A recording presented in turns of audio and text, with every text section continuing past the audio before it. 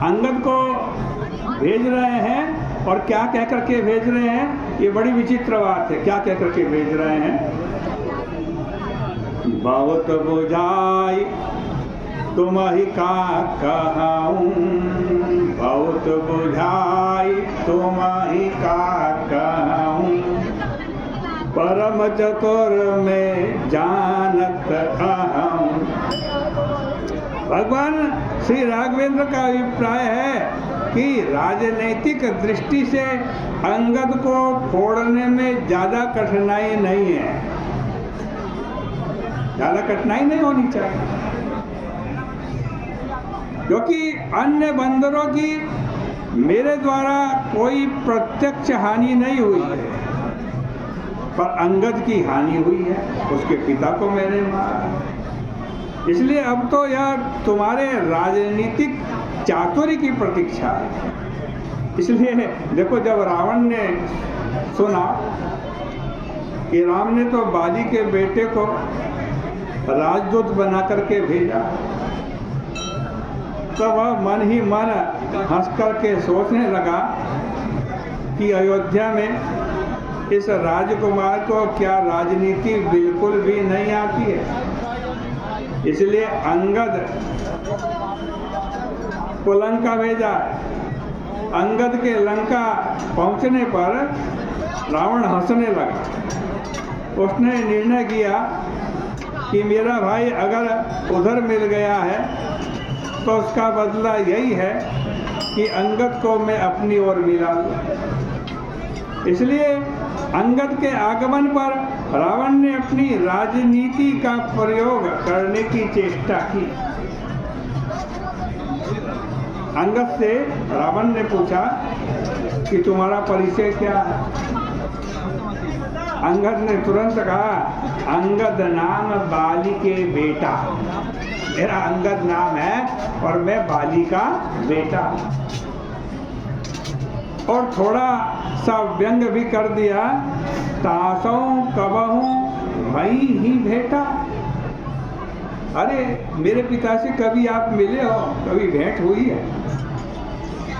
मैं बाली का बेटा अंगद हो, मेरे पिताजी से आपकी कभी भेंट हुई थी? रावण ने जानबूझ करके इस व्यंग को टाल दिया, क्योंकि आप जानते हो कि बाली ने रावण को अपनी गांठ में दबाया और पूरी दुनिया में घूमा। लेकिन रावण ने इस बात को टाल दिया और अगला वाक्य उसने कहा कि जब कहूँ कुशल बाली कहा आई। अच्छा भाई, यह तो बताओ, हमारे जो मित्र बाली हैं वो कुशलता से तो हैं और ठीक तो हैं। वस्तुतः रावण जानता था कि बाली की मृत्यु हो चुकी है, किंतु अंगद के हृदय पर चोट पहुंचाने के लिए उसने यह वाक्य कहा। रावण का तात्पर्य था कि बाली का वध करने वाले के दूत बनकर आने में तुम्हारे को लज्जा नहीं आई? क्या तुम्हें अपने पिता की मृत्यु का कोई शोक नहीं? रावण ने जब पूछा, तुम्हारे पिताजी कुशलता से तो हैं?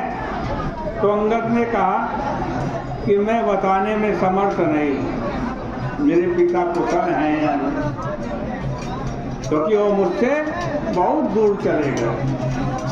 लेकिन आप घबराइए नहीं, 10 दिन बाद तो उनसे आपकी भेंट होने ही वाली है और तब उनसे मिलकर के पूछ लीजिएगा। ये बाली के वाक्य हैं, ये अंगद के वाक्य हैं। क्या कह रहा है अंगद रावण को? 10 दिन गए बाली पही जाई, 10 दिन गए बाली पही जाई, हो जे हो कुशल सखा और लाई। 10 दिन बाद तुम बाली से मिलने वाले हो, अपने हृदय से लगा करके बाली से पूछ लेना तुम्हारी कुशलता क्या है।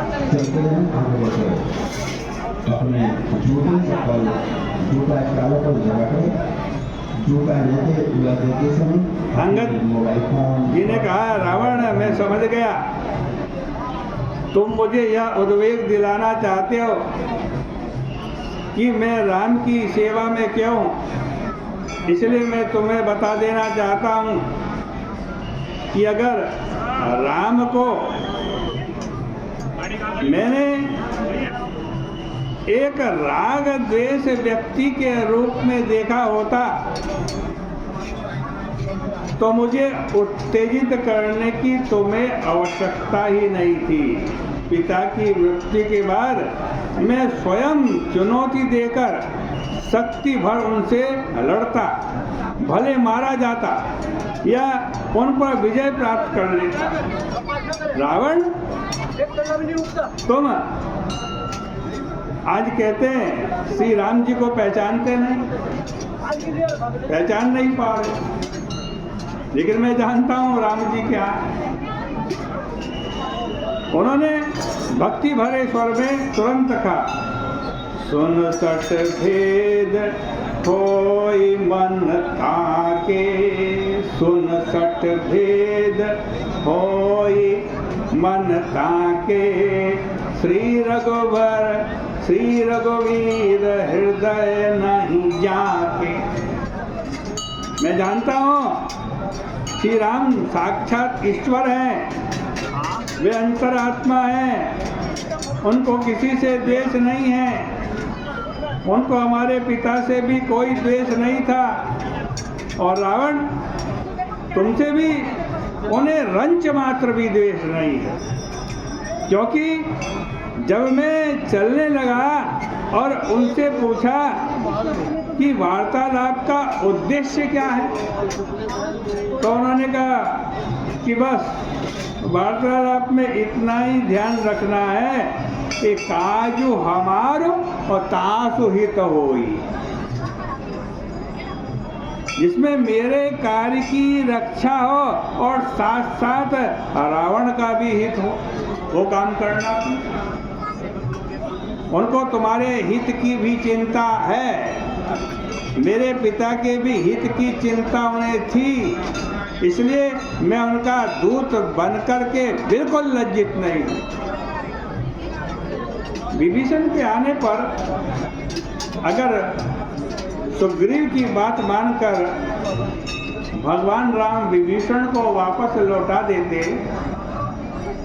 तो भगवान राम की यह तो महानतम नीतिगत असफलता होती।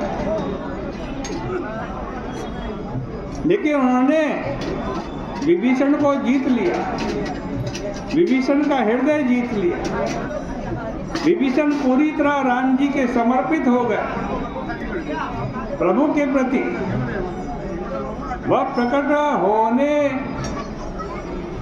वाली प्रीति उनके अंदर आ गई, इसलिए विभीषण को शरण में लेना नीति के अनुकूल तो है ही, साथ साथ भगवान राम कहते हैं कि नीति और प्रीति परस्पर विरोधी नहीं है।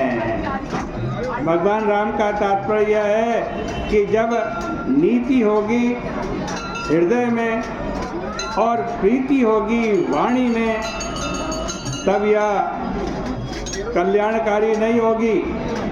भगवान राम के चरित्र की विशेषता यह है कि उनके हृदय में तो प्रीति है, हृदय में प्रीति विद्यमान है और व्यवहार में नीति विद्यमान है। अपने चरित्र में इन दोनों का सामंजस्य करके भगवान राम देखते हैं।